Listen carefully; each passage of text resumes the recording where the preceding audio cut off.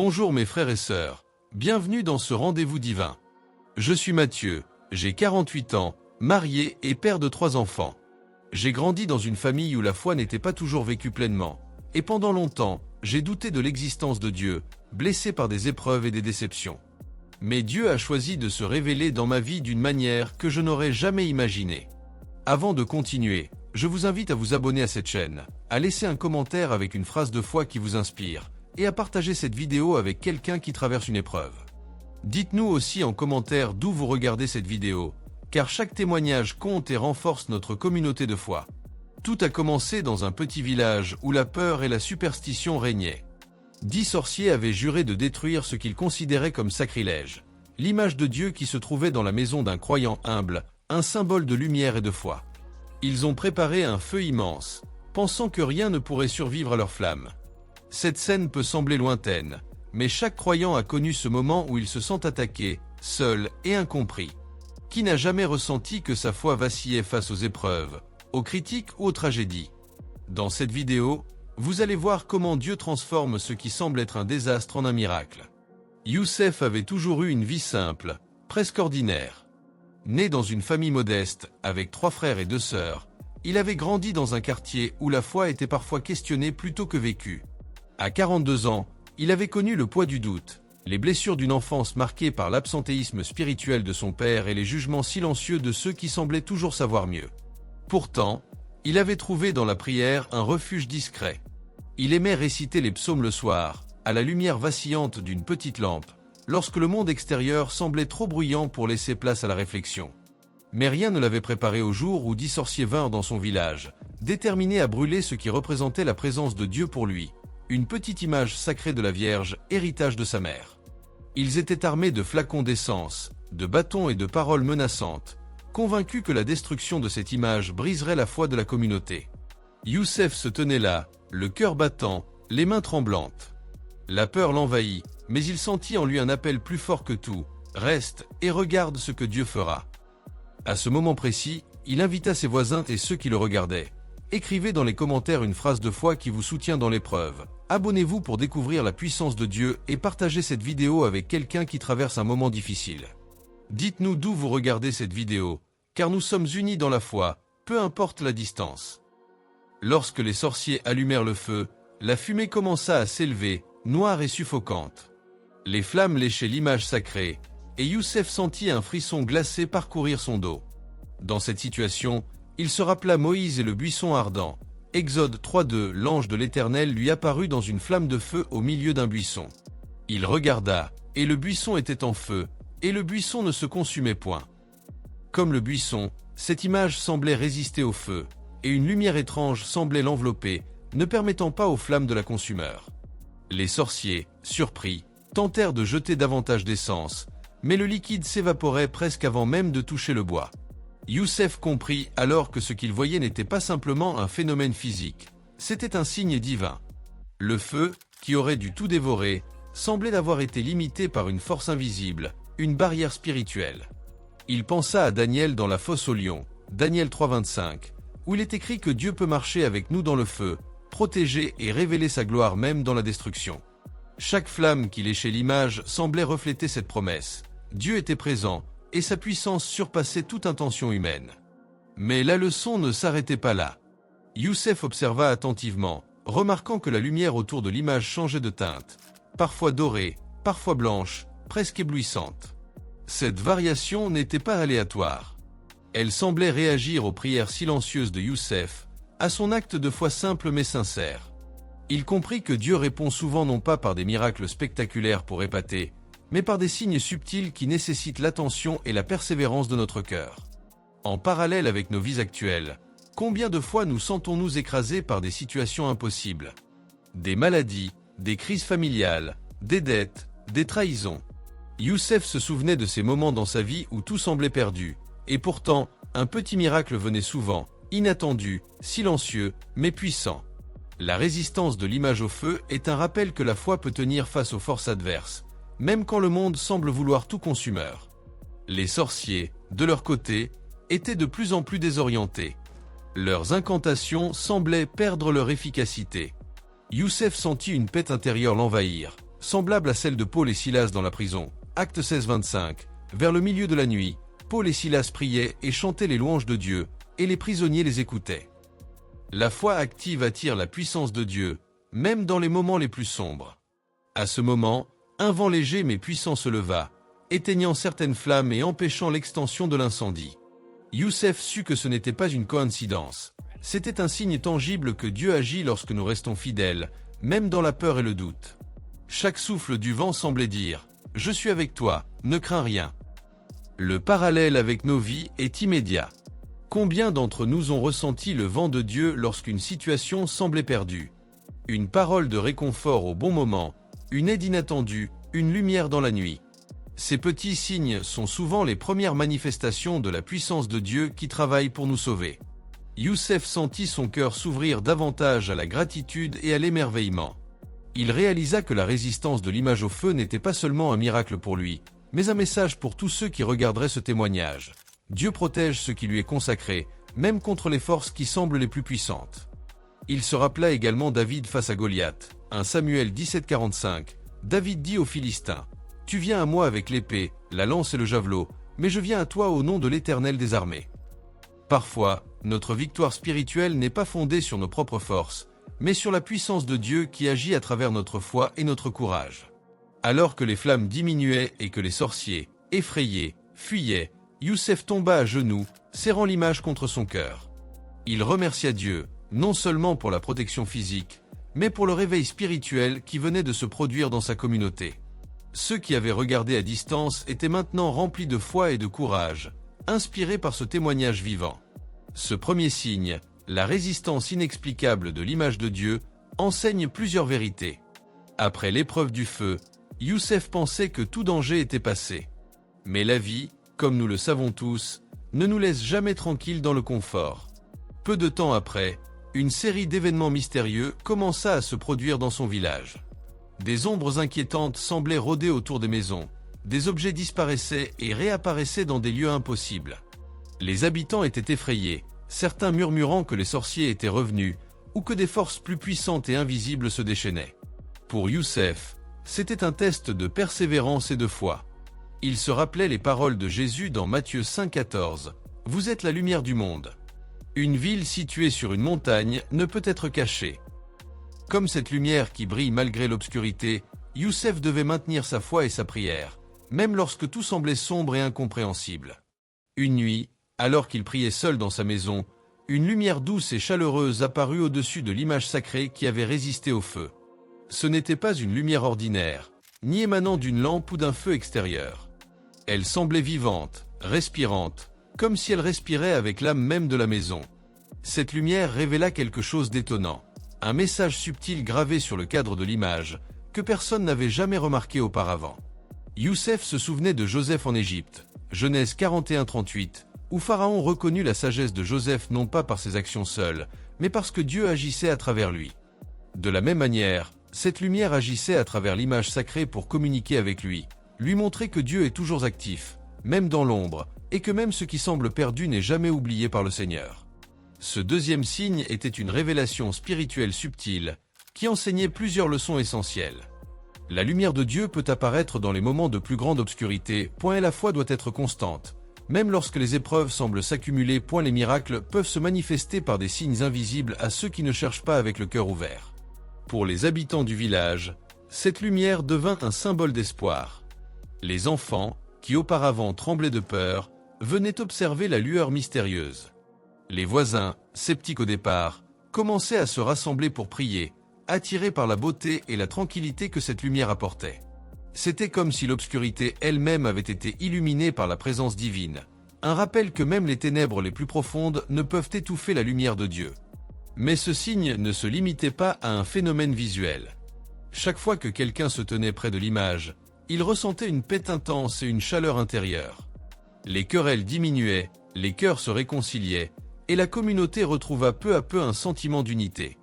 Youssef comprit que la lumière de Dieu ne guérit pas seulement l'individu, mais peut transformer une communauté entière, tout comme Jésus guérit les malades pour restaurer la foi des foules. Dans la vie actuelle, combien de fois nous sentons-nous entourés d'obscurité? Les épreuves, les difficultés financières, les conflits familiaux, ou le doute spirituel peuvent nous plonger dans une nuit sombre. Mais ce signe montre que Dieu envoie toujours une lumière inattendue, un souffle d'espoir, un guide invisible qui peut nous aider à retrouver notre chemin. Parfois, cette lumière peut être une rencontre avec une personne de foi, un message dans les Écritures, ou même un moment de silence et de prière qui réveille notre âme. Youssef se souvint de l'histoire de Paul et Silas dans la prison, Acte 16, 26. Tout à coup, il y eut un grand tremblement de terre, si violent que les fondations de la prison furent ébranlées, toutes les portes s'ouvrirent et les chaînes de tous furent rompues. La lumière inattendue dans sa maison n'était peut-être pas aussi spectaculaire, mais elle avait le même effet spirituel. Elle libérait les cœurs captifs, dissipait la peur et réaffirmait la puissance divine dans les situations les plus sombres. Au fil des semaines, Youssef observa un phénomène fascinant. Plus les gens venaient avec foi et humilité, plus la lumière devenait vive et réconfortante. Cela lui rappela Moïse et le bâton dans sa main. Exode 17, 5 à 6. Prends dans ta main le bâton avec lequel tu as frappé le Nil et va devant le peuple. Je serai là, sur le rocher. La lumière dans la maison de Youssef était comme ce rocher, une présence solide, immuable, qui montrait la fidélité de Dieu à ceux qui se tournent vers lui avec confiance. Mais cette lumière portait également un défi.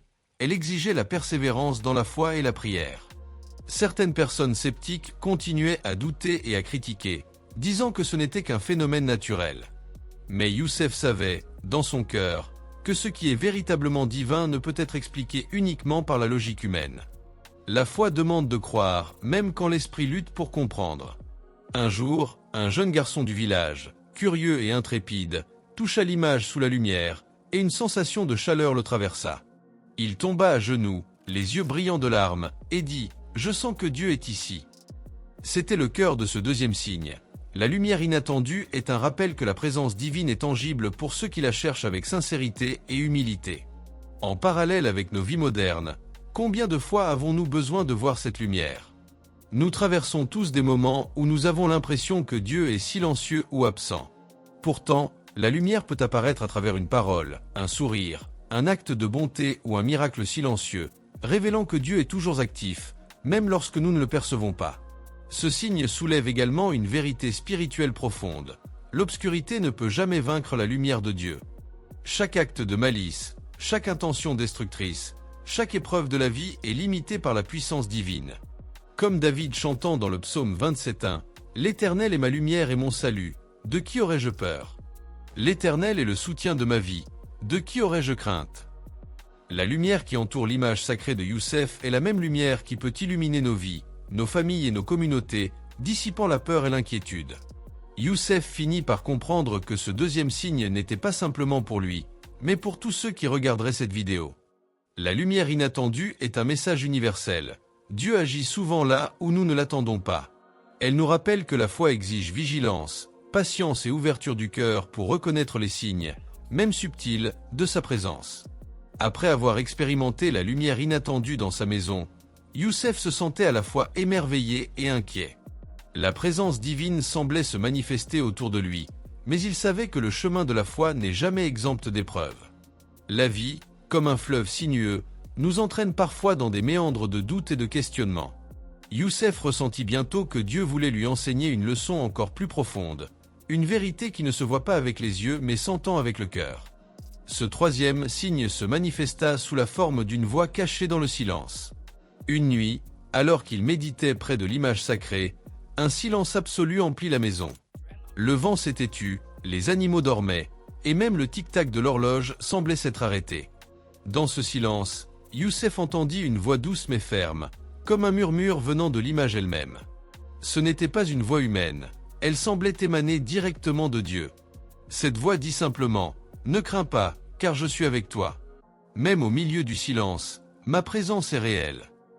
Youssef se rappela alors les paroles de Jésus dans Matthieu 28:20. « Et voici, je suis avec vous tous les jours, jusqu'à la fin du monde. » La voix, bien qu'invisible, était une confirmation que Dieu ne nous abandonne jamais, même quand tout semble silencieux ou vide autour de nous. Le silence peut être effrayant pour beaucoup, mais ce signe révéla un principe essentiel. Dieu parle souvent quand nous sommes prêts à écouter vraiment. Youssef comprit que le tumulte extérieur, bruit, distraction, peur peut masquer la voix divine.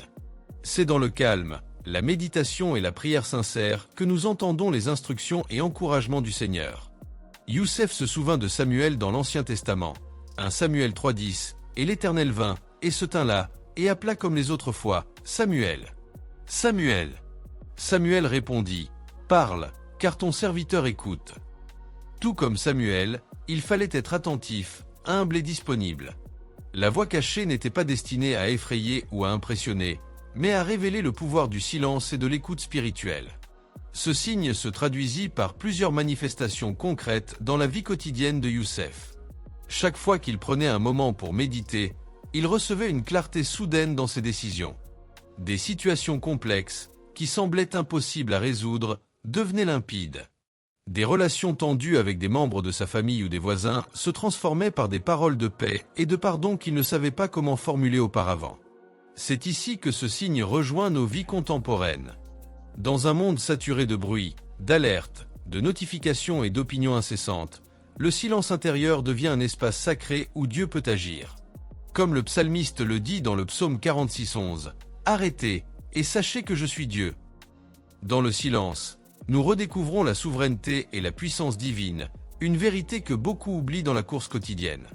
Mais la voix ne s'adressait pas seulement à Youssef, elle touchait également ceux qui partageaient sa foi. Un matin, lors d'une réunion de prière dans le village, plusieurs habitants rapportèrent avoir ressenti une présence invisible qui guidait leur cœur et leurs paroles. Ils comprirent que Dieu pouvait communiquer par des moyens invisibles, subtils, mais puissants. La foi devient alors un pont entre l'invisible et le tangible, une manière de percevoir l'inconnu avec confiance et humilité. Ce troisième signe porta également une leçon profonde. La voix de Dieu se distingue des murmures du monde par sa paix, sa sagesse et sa vérité. Les voix des peurs, des inquiétudes et des doutes peuvent être fortes et insistantes, mais elles ne produisent jamais la sérénité et la clarté qui accompagnent la voix divine. Youssef apprit à discerner cette différence, à reconnaître la voix qui n'exige pas la peur, mais inspire la confiance et la fidélité. En réfléchissant à ce signe, il se souvint de l'histoire de Moïse au mont Horeb, 1 Roi 19:12, où Dieu ne se manifesta ni dans le vent, ni dans le tremblement de terre, ni dans le feu, mais dans un souffle doux et subtil. Comme Moïse, Youssef comprit que les miracles et les révélations divines ne sont pas toujours spectaculaires, mais souvent silencieux et discrets, nécessitant une attention attentive et un cœur ouvert. Cette voix cachée lui montra également que les épreuves passées, le feu, l'ombre et la peur préparent le cœur à entendre Dieu. Chaque obstacle, chaque difficulté, chaque moment de solitude devient un terrain fertile pour la foi.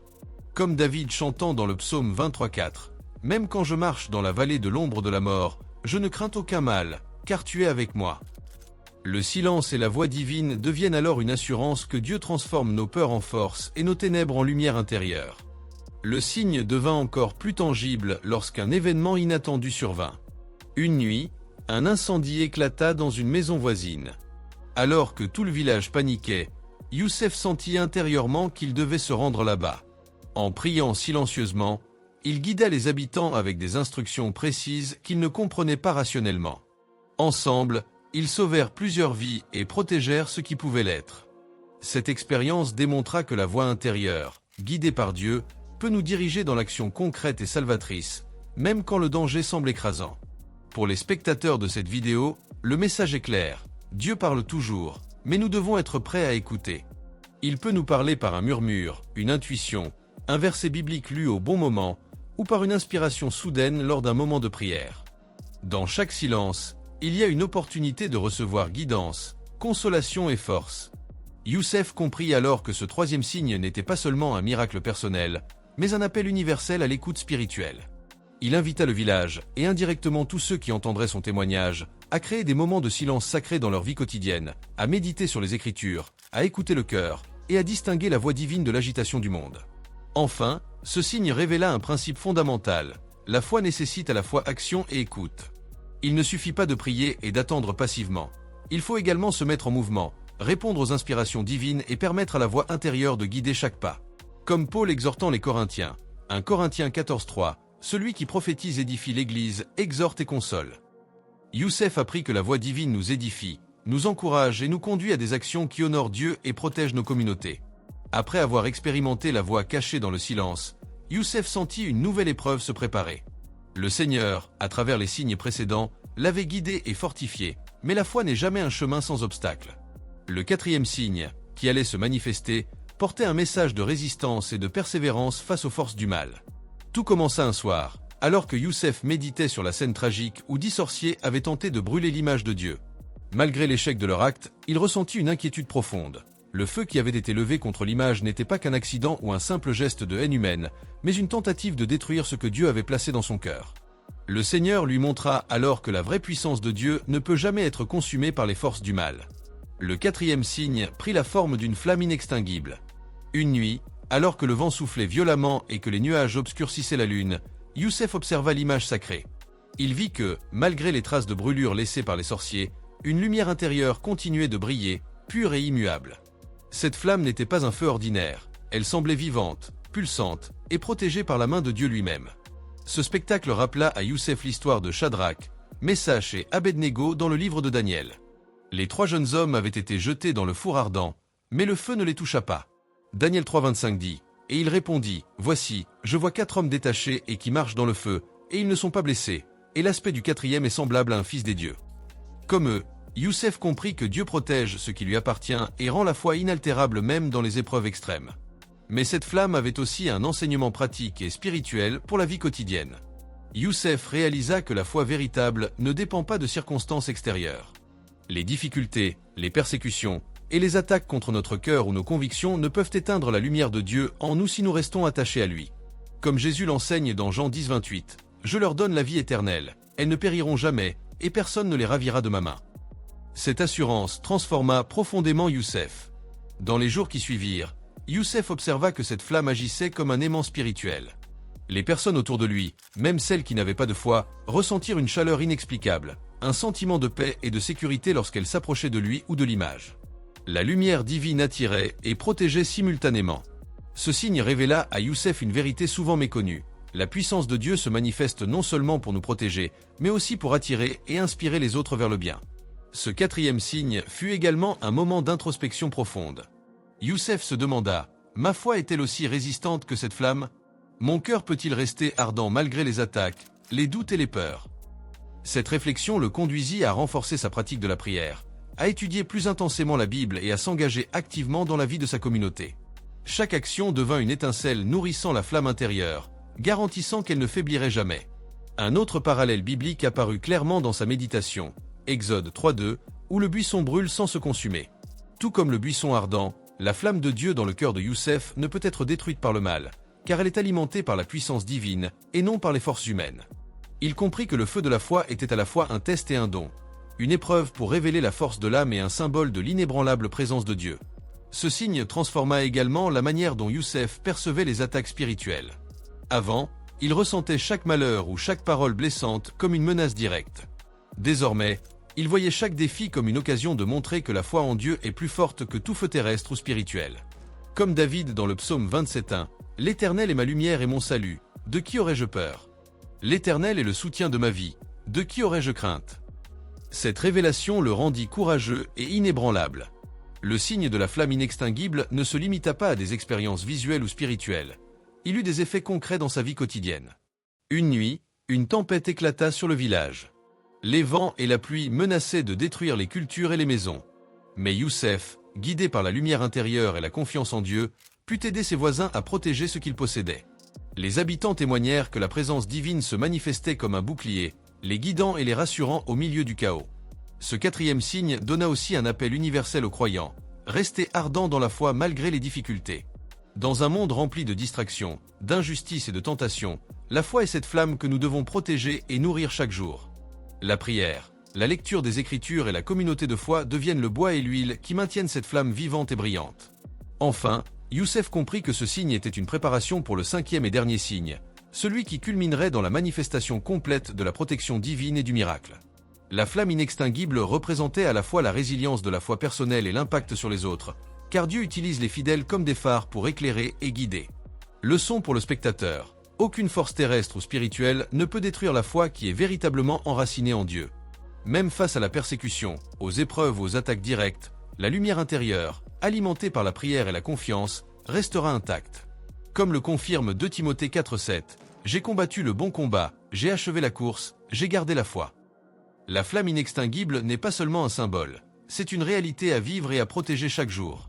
Après avoir été témoin de la flamme inextinguible de la foi, Youssef savait que Dieu préparait le dernier signe, celui qui révélerait la puissance divine de manière éclatante et irréfutable. Ce cinquième signe serait celui de la résurrection et de la restauration, un acte qui transcenderait la compréhension humaine et confirmerait que tout ce qui appartient à Dieu est invincible. Tout commença par une journée ordinaire, où Youssef se rendit auprès de l'image sacrée, encore marquée par les traces de brûlures laissées par les 10 sorciers. Malgré les épreuves précédentes, il ressentait une paix intérieure profonde, fruit de la foi solidifiée par les 4 signes antérieurs. Il savait, au plus profond de son cœur, que le Seigneur allait manifester une puissance qui dépasserait tout ce qu'il avait déjà vu. Alors qu'il priait, un vent doux et lumineux traversa la pièce, et l'image commença à scintiller d'une lumière éclatante. Cette lumière n'était pas une lueur ordinaire, elle semblait respirer, vibrer et pulser avec une énergie divine. Les brûlures laissées par le feu des sorciers disparurent progressivement, remplacées par des couleurs plus éclatantes que celles de l'original. Youssef était témoin de ce que les Écritures appellent une restauration miraculeuse, semblable à la puissance de Dieu sur la création. « Je vais vous restaurer, et vous serez comme au premier jour » Ézéchiel 36, 26.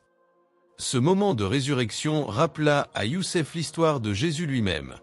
Comme Lazare, qui fut rappelé à la vie après 4 jours dans le tombeau, Jean 11, 43 à 44, l'image brûlée renaissait comme une preuve vivante que la vie et la puissance de Dieu triomphent toujours de la destruction. La scène le fit réfléchir. Tout comme l'image, nos vies peuvent être marquées par les blessures, les échecs et les attaques, mais Dieu a le pouvoir de les restaurer complètement et de les transformer en témoignages vivants de sa gloire. Le miracle fut également un enseignement spirituel puissant pour Youssef. Il comprit que les attaques spirituelles, même les plus destructrices, ne sont jamais définitives. Ce que le diable ou les forces mauvaises veulent détruire dans nos vies peut être restauré par la grâce divine, parfois même avec un éclat supérieur à ce qu'il était auparavant. Cette vérité se retrouve dans 2 Corinthiens 12, 9. « Ma grâce te suffit, car ma puissance s'accomplit dans la faiblesse. » La résurrection de l'image incarnait cette promesse de Dieu. La faiblesse et la destruction humaine deviennent l'occasion pour la puissance divine de se manifester. Mais ce cinquième signe avait aussi une dimension collective. Les voisins et les villageois, témoins de ce miracle, furent profondément touchés. Ceux qui étaient sceptiques ou éloignés de la foi furent attirés par cette manifestation de la gloire divine. Certains se mirent à pleurer, d'autres à prier pour la première fois depuis longtemps. Youssef comprit alors que les miracles ne sont pas seulement des preuves pour celui qui les reçoit directement, mais des lumières pour éclairer et transformer la communauté entière. Un parallèle biblique se dessina dans son esprit. Les prophètes de l'Ancien Testament, comme Élie, avaient été témoins de miracles destinés à renforcer la foi et à inspirer tout le peuple. 1 Roi 18, 36 à 38, le feu du ciel sur l'autel. De la même manière, le miracle de l'image restaurée montrait que Dieu agit non seulement pour sauver, mais aussi pour révéler sa gloire et attirer les cœurs vers lui. Youssef vit aussi que ce signe n'était pas seulement un événement spectaculaire, mais une leçon sur la patience, la persévérance et la confiance dans le temps divin. Les sorciers avaient tenté de détruire l'image, mais il a fallu plusieurs signes et plusieurs étapes pour que la restauration se manifeste pleinement. Il comprit que les bénédictions et miracles de Dieu arrivent souvent après un chemin de foi long et éprouvant, et non de manière instantanée ou selon nos propres plans. En méditant sur ce miracle, Youssef réalisa une autre dimension spirituelle profonde. La résurrection de l'image était un reflet de la résurrection que Dieu offre à chacun de nous. Tout comme l'image brûlée renaissait, nos vies, nos relations, nos cœurs et nos projets détruits peuvent être restaurés par la puissance divine. Même après la faillite, la perte ou le rejet, Dieu a le pouvoir de nous remettre sur pied et de nous rendre plus forts et plus lumineux qu'avant. Le cinquième signe révéla également un aspect méconnu mais crucial du combat spirituel. Les attaques contre l'image symbolisaient toutes les tentatives de voler, de détruire ou de diminuer la foi. Pourtant, ce miracle montra que la destruction n'a jamais le dernier mot. Comme Paul l'écrit dans Romains 8, 37 à 39, « Mais dans toutes ces choses nous sommes plus que vainqueurs par celui qui nous a aimés. Car j'ai l'assurance que ni la mort ni la vie, ni aucune autre créature ne pourra nous séparer de l'amour de Dieu. » La restauration de l'image devint ainsi un témoignage vivant que la victoire appartient toujours à Dieu, et qu'elle se manifeste dans la fidélité et la foi du croyant. Youssef découvrit que le miracle avait aussi un effet thérapeutique sur son propre cœur. Les blessures émotionnelles et spirituelles qu'il portait depuis longtemps, liées à la peur, au doute ou aux expériences de rejet, commencèrent à guérir par la présence de Dieu et la manifestation de sa puissance. Il comprit que les miracles ne sont pas seulement visibles, mais qu'ils agissent profondément à l'intérieur de l'âme, apportant paix, guérison et renouveau. Le moment culminant arriva lorsque l'image restaurée sembla projeter une lumière qui se répandait dans tout le village. Cette lumière n'était pas seulement physique, mais spirituelle. Elle touchait les cœurs, éveillait les consciences et appelait chacun à se rapprocher de Dieu. Les spectateurs comprirent que ce signe ne concernait pas seulement Youssef. Il s'agissait d'un appel collectif à la foi, à la repentance et à la confiance dans la puissance divine. Ce cinquième signe fut donc un apprentissage sur la résurrection, la persévérance et la gloire de Dieu. La foi véritable, enracinée en Dieu, ne peut jamais être détruite. Les épreuves et attaques sont des occasions pour Dieu de manifester sa puissance et sa gloire. Les miracles ne sont pas uniquement pour le bénéficiaire direct. Ils inspirent et transforment la communauté entière. Et la restauration divine peut être plus éclatante que l'état initial, montrant la grandeur de la miséricorde et du pouvoir de Dieu. Et la lumière et la foi d'un croyant peuvent attirer et guérir les autres, devenant un instrument vivant de Dieu dans le monde. Pour conclure, Youssef s'agenouilla devant l'image restaurée, les yeux remplis de larmes et le cœur débordant de gratitude. Il comprit que la mission de chaque croyant est de protéger, nourrir et propager la flamme de la foi, même lorsque le monde cherche à l'éteindre. Comme il l'écrit dans Philippiens 4,13, « Je puis tout par celui qui me fortifie ». Le miracle de la résurrection de l'image devint un témoignage vivant, un signe pour le monde, et une preuve irréfutable de la puissance de Dieu pour restaurer, guérir et illuminer nos vies. Youssef sut que, désormais, aucune force, humaine ou spirituelle, ne pourrait jamais éteindre la flamme de foi qu'il portait en lui. Alors que Youssef contemplait l'image restaurée, une compréhension profonde lui traversa l'esprit. Il réalisa que le feu que les sorciers avaient allumé n'était pas seulement un acte de destruction, mais aussi un instrument divin caché pour révéler la gloire de Dieu. Ce feu, qui semblait au départ un danger absolu, devint le catalyseur d'une manifestation miraculeuse. Cette vérité méconnue rappelle les Écritures. Vous savez que la tribulation produit la persévérance, la victoire éprouvée, et la victoire éprouvée, l'espérance, Romains 5:3-4. Ce que les hommes voulaient utiliser pour détruire la foi fut en réalité transformé en une occasion de révéler la puissance et la fidélité de Dieu. Youssef comprit également que nous sommes parfois inconscients des épreuves que Dieu permet dans nos vies. Ce qui paraît être un mal absolu peut, en réalité, être une étape nécessaire pour que la lumière divine brille plus intensément. La clé est de garder la foi et de ne pas céder au désespoir, car Dieu peut transformer chaque épreuve en un témoignage vivant. Un parallèle biblique apparaît dans l'histoire de Joseph. Ses frères l'avaient vendu comme esclave, pensant l'éliminer et le détruire. Mais Dieu avait transformé cette injustice en un instrument de salut. Joseph devint le sauveur de sa famille et de tout un peuple. Genèse 50:20. De la même manière, le feu des sorciers, destiné à anéantir l'image, devenait l'instrument de révélation de la gloire divine. Youssef vit aussi un autre enseignement. La foi et la fidélité personnelle peuvent être un vecteur pour manifester des miracles invisibles aux yeux du monde. Même si nous ne comprenons pas le plan divin, la persévérance dans la foi attire la puissance de Dieu et permet des manifestations extraordinaires, souvent là où personne ne s'y attend. Enfin, ce moment révéla une vérité spirituelle souvent négligée. Les attaques spirituelles révèlent la valeur de ce qui est sacré. Si quelque chose est attaqué avec rage, c'est que cela détient un potentiel divin que Dieu veut manifester. La destruction apparente est en réalité un signe de la présence de Dieu et de la profondeur de ce qui est sacré. Youssef leva les yeux vers le ciel et parla à Dieu, son cœur débordant de gratitude. « Seigneur Tout-Puissant, je t'élève toute ma reconnaissance pour ton amour infini et pour cette révélation que tu as permise dans ma vie. Merci d'avoir transformé le feu de destruction en lumière de gloire, et pour chaque épreuve qui devient un témoignage de ton pouvoir.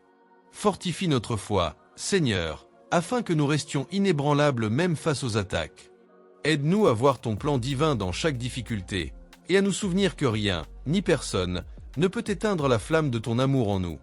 Que ton Esprit Saint guide nos pas, éclaire nos cœurs et transforme nos blessures en victoire pour la gloire de ton nom. Amen. Et Youssef s'adressa aux spectateurs. Frères et sœurs, retenez cette vérité. Peu importe le feu qui vous entoure, peu importe les forces qui veulent détruire votre foi, Dieu peut transformer tout ce qui semble perdu en un miracle vivant et glorieux. Restez fermes, persévérez dans la prière, et permettez à Dieu de manifester sa puissance dans votre vie. Ne laissez jamais le doute prendre la place de la foi, car celui qui est en vous est plus grand que tout obstacle. Avant de conclure, Youssef invita les spectateurs à s'engager activement. Commentez ci-dessous une phrase de foi qui vous inspire, en lien avec la protection et la restauration divine.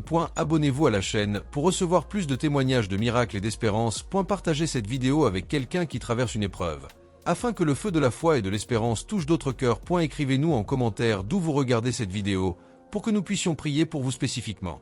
Youssef termina son récit avec un regard lumineux, confiant, comme celui d'un homme qui avait vu la gloire de Dieu se manifester devant lui et qui savait que cette lumière pouvait illuminer la vie de quiconque s'approche de la foi avec un cœur ouvert et persévérant.